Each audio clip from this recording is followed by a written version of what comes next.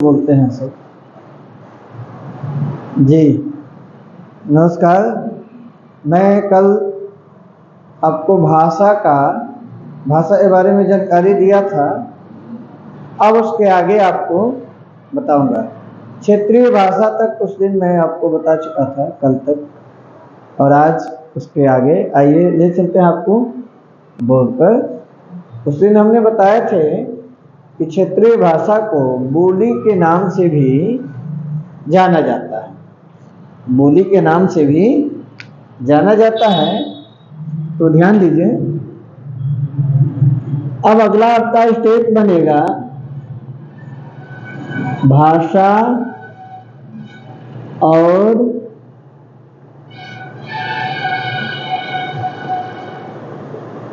बोली में अंतर।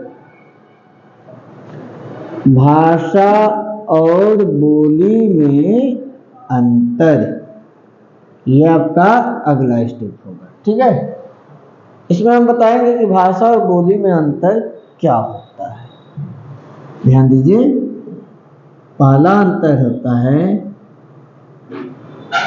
भाषा बोली का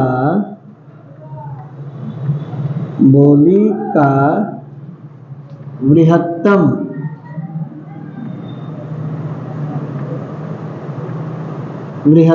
रूप होता है,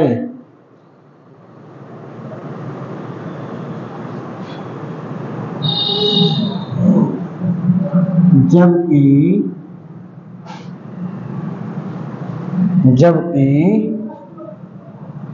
बोली भाषा का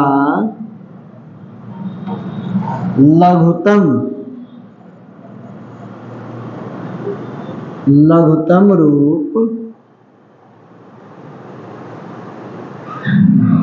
होता है।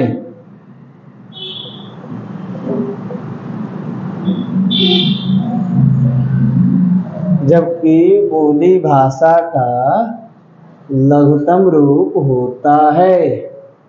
अब देखिए यहाँ ये दूसरा पॉइंट, भाषा में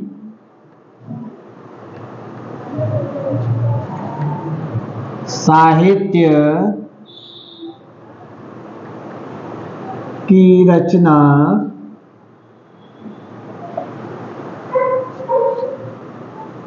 होती है। भाषा में साहित्य की रचना होती है, जबकि बोली में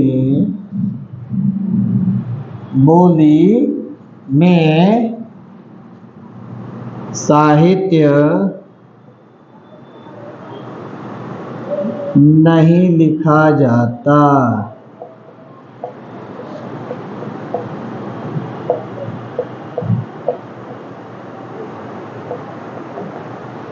ठीक, अब देखिए ये तीसरा पॉइंट,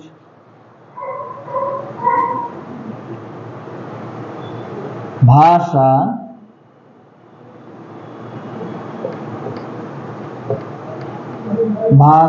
का क्षेत्र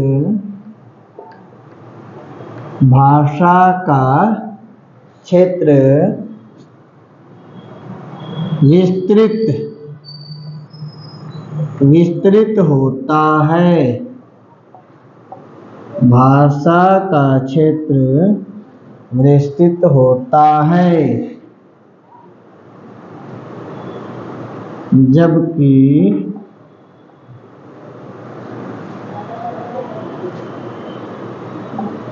बोली का क्षेत्र सीमित होता है।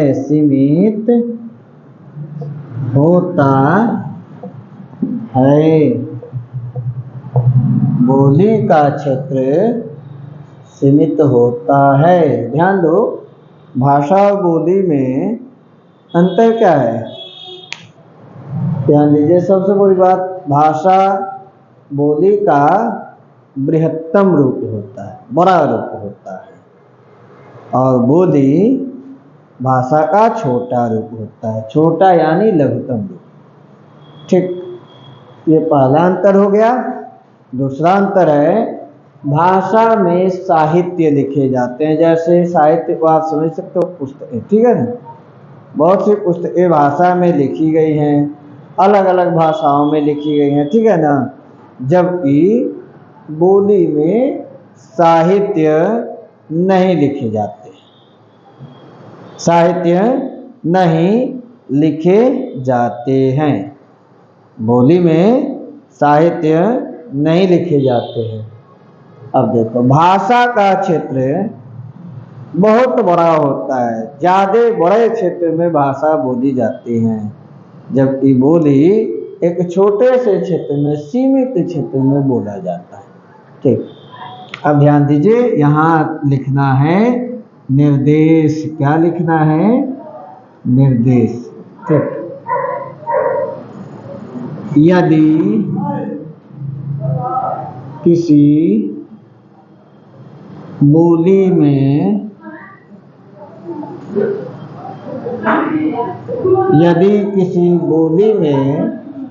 साहित्य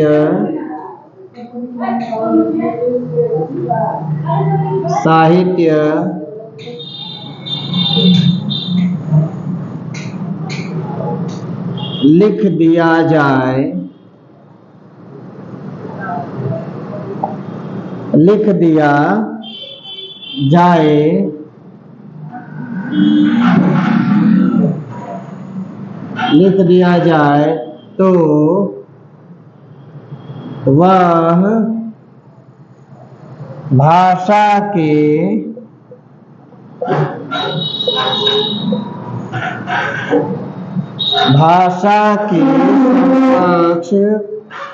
समकक्ष हो जाती है।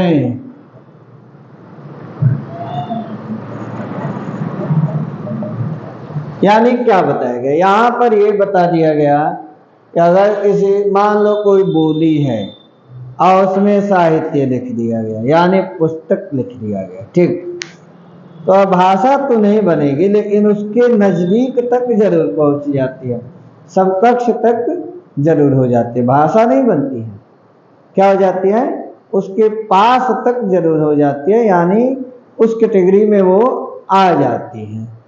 जैसे उदाहरण आप देख सकते हैं, उदाहरण देखिए, यहाँ पर उदाहरण कहता है, मान लीजिए भक्ति काल के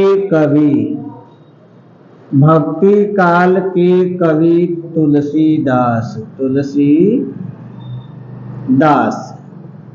भक्ति काल के कवि तुलसीदास ने अयोध्या, कहाँ? अयोध्या के आसपास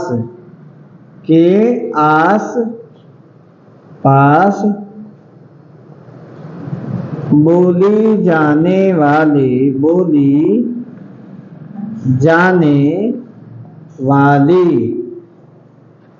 बोली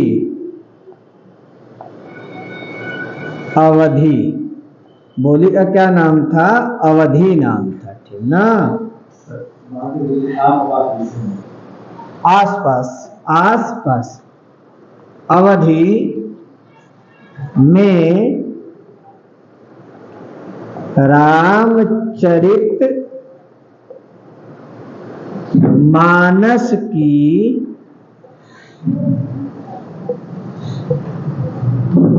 रचना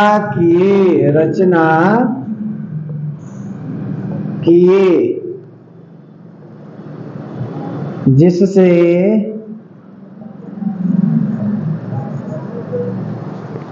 अब इसे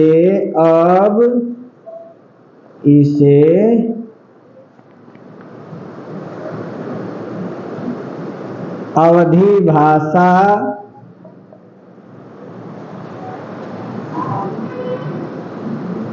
अवधी भाषा कहा जाता है।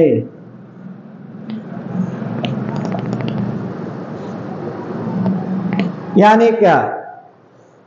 उदाहरण ये देख लो, यहाँ जो निर्देश लिखा गया, यदि किसी बोली में साहित्य लिख दिया जाए, साहित्य लिख दिया जाए तो वह भाषा के समकक्ष हो जाती है। उदाहरण जैसे देख लो, भक्ति काल के एक कवि थे जिनका नाम था तुलसीदास।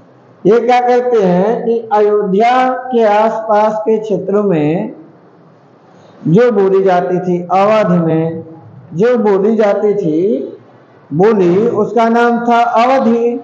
तो अवधि में क्या कहते हैं, रामचरितमानस महाकाव्य की रचना कर दिया। ये क्या है? महाकाव्य है, काव्य नहीं है, ये महाकाव्य है। रामचरितमानस की रचना करते हैं जो एक महाकाव्य है। तो इसलिए अब इसे क्या कहा जाने लगा? अवधी भाषा कहा जाने लगा। पहले क्या था? पहले बोली था। पहले क्या था? बोली था। और अब क्या बन गया? भाषा के समकक्ष हो गया। ठीक है। अब इसका दूसरा निर्देश, इसी में दूसरा उदाहरण बता देते हैं, ध्यान दीजिएगा।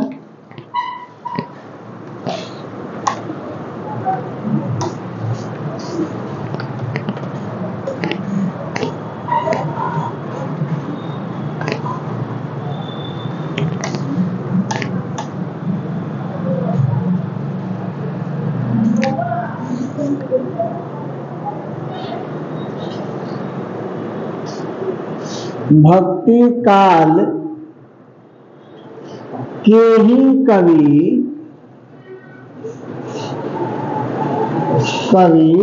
सूरदास, ये भी आपके भक्ति काल के ही कवि हैं, ठीक ना। सूरदास ने मथुरा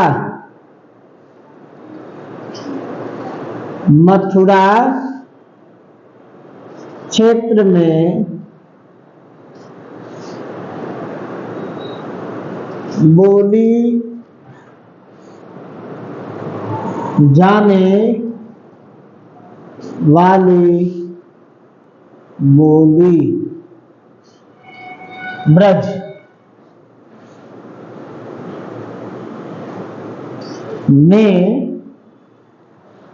में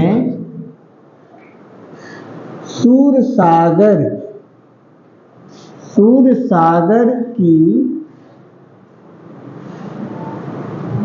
रचना किए।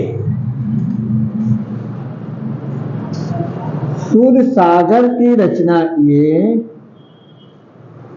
जिससे अब इसे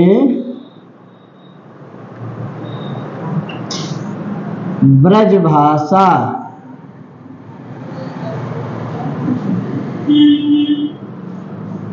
कहा जाता है। ध्यान दीजिए, पहले क्या था? बोली था, ब्रज क्या था? एक बोली था जो ये मथुरा के आसपास के क्षेत्रों में बोला जाता था, ठीक ना। और भक्ति काल के ही कवि थे, क्या नाम था उनका? सूरदास नाम था। वो क्या करते हैं, मथुरा के आसपास जो बोली जाती थी बोली, उसका नाम था ब्रज। उसमें सूरसागर की रचना करते हैं। किसकी? सूरसागर की। तो अब तो साहित्य लिख दिया गया उसमें, तो अब ये क्या बन जाता है? अब ये बन गया क्या चीज? आपका ब्रज भाषा। अब ये बन जाता है ब्रज भाषा। अब ध्यान दीजिएगा, आगे लिखिए, एक है उपभाषा। क्या है? उपभाषा। इसमें लिखना है भाषा के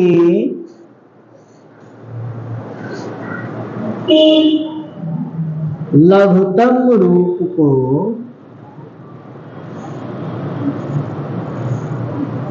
भाषा के लघुतम रूप को उपभाषा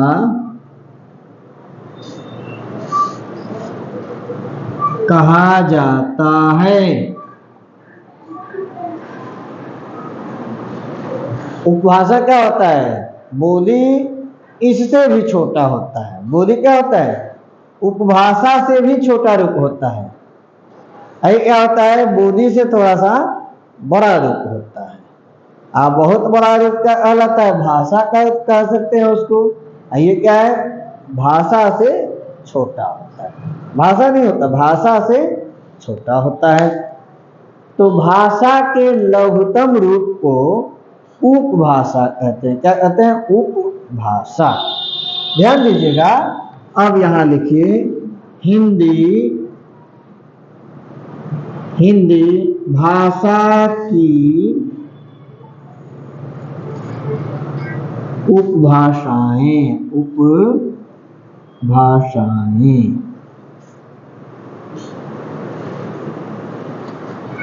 हिंदी भाषा की उपभाषाएं।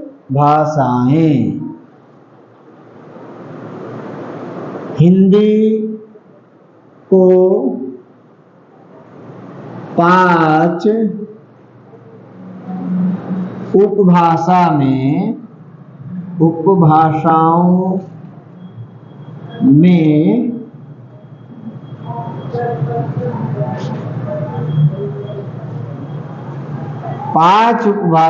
में बांटा गया। हिंदी को 5 उपभाषाओं में बांटा गया। ध्यान दीजिए। अब यहां क्रमशः लिखिए।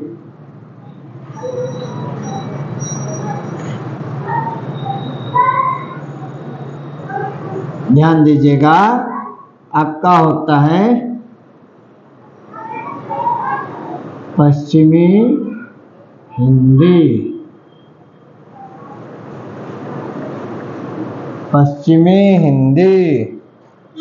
दूसरा होता है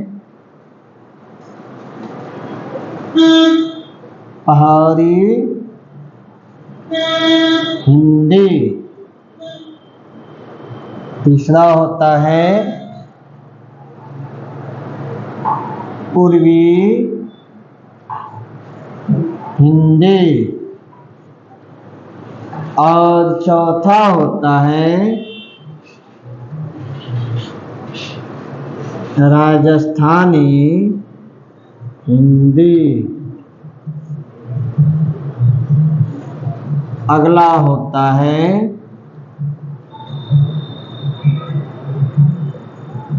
बिहारी हिंदी। ठीक ना? हिंदी की 5 उपभाषाएं हैं।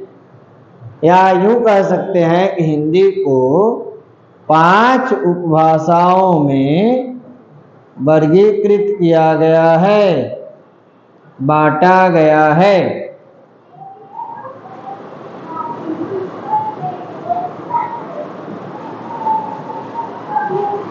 जैसे देखिए पश्चिमी हिंदी के अंतर्गत, अब देखिए इनके अंतर्गत बोलियां आती है। क्या आती है? बोलियां। जैसे पश्चिमी हिंदी के अंतर्गत आपका क्या आएगा? ब्रज भाषा। क्या होता है? ब्रज भाषा। खड़ी बोली। क्या आता है? ब्रज भाषा और खड़ी बोली। और आ जाता है बुंदेली,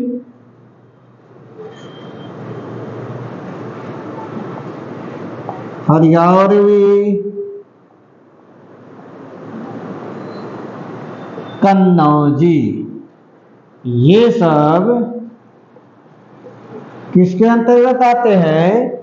ये सब बोलियां हैं। क्या है? बोलियां हैं जो कि पश्चिमी हिंदी के अंतर्गत आती हैं। पश्चिमी हिंदी के अंतर्गत आती है।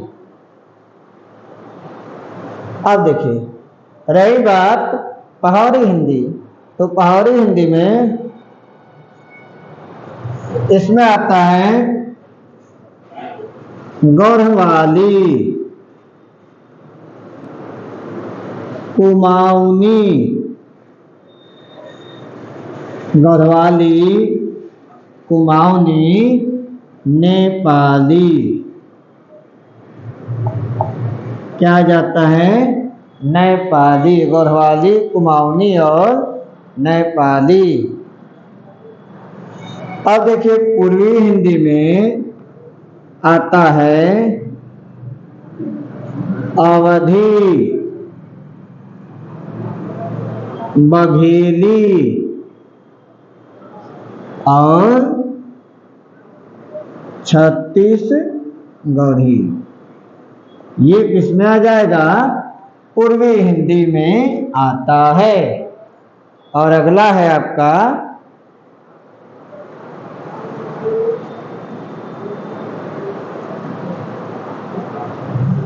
राजस्थानी हिंदी में मारवाड़ी, मारवाड़ी। उसके बाद है जयपुरी, मेवाती, मेवाती और मालवी। क्या होता है? मालवी। अब ध्यान दीजिए, बिहारी हिंदी के अंतर्गत आएगा आपका भोजपुरी, भोजपुरी, मैथिली, भोजपुरी, मैथिली और मगही।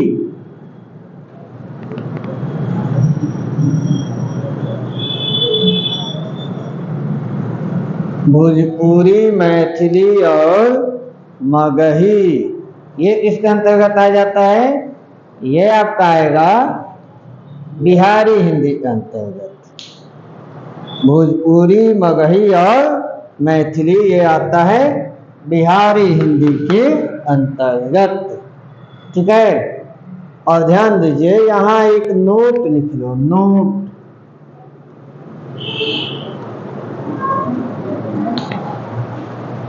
क्या लिखोगे? भारत में, भारत में बोलियों की संख्या 18 है, जो उपरोक्त है। क्या है? उपरोक्त है। यानी यही जो यहाँ पर बोली आपकी दिखाई दे रही है, कितनी है? 18 है। और ध्यान दीजिए, ये इन्हीं को माना गया। वैसे तो अनेकों बोलियां बोली जाती हैं, लेकिन संविधान के अंतर्गत इन्हीं को माना गया। एक सवाल कहीं हो सकता है, कहीं पूछ दिया जाए कि भारत में बोलियों की संख्या कितनी है, भारत में कितनी बोलियां बोली जाती हैं, तो वहां आपको सीधे सीधे ये कहना है 18 है। कितनी है? 18 है। ध्यान दीजिए, संविधान के अंतर्गत इन्हीं को माना गया है। वैसे तो है अनेकों, लेकिन इन्हीं को माना गया। और वो जो हम लिखवाए थे 22 भाषा, वो क्या है? वो भाषा है, वो बोली नहीं है, वो है भाषा। और ये क्या है? ये बोली है। देखिए, उनमें और इनमें अंतर ये है कि उनमें उत्कृष्ट रचनाएं हुई हैं, उनमें साहित्य लिखे गए हैं। उनमें जो हम 22 भाषा लिखवाए थे, उनमें हर भाषा में साहित्य मिल जाता है। और सामान्य साहित्य नहीं, अच्छे अच्छे साहित्य मिल जाते हैं उन भाषाओं में। ध्यान दीजिए, लेकिन इनमें क्या है? ये बोली है, इनमें कोई साहित्य उपलब्ध नहीं है।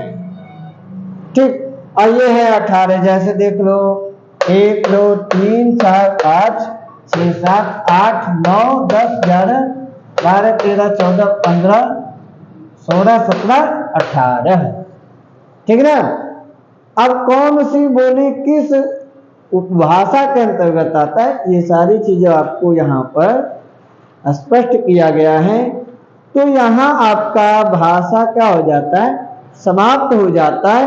एक बात और, हिंदी भाषा सौरसेनी अपभ्रंश से विकसित हुई थी। निर्देश में आप इसे लिख सकते हैं कि हिंदी भाषा का विकास सौरसेनी अपभ्रंश से हुआ था। रुकिए हम कहीं लिख देते हैं, थोड़ा सा आपके सुविधा के लिए अच्छा हो जाएगा। यहीं पर लिख देते हैं, यहाँ पर ये मिटा देते हैं और यहाँ पर लिख देते हैं, ताकि कहीं हो सकता है अपभ्रंश पूछने लगे तो वहां आपको परेशानी हो सकती है। ये देखिए यहाँ निर्देश करके हम लिख देते हैं, हिंदी भाषा का विकास, हिंदी भाषा का विकास सौरसेनी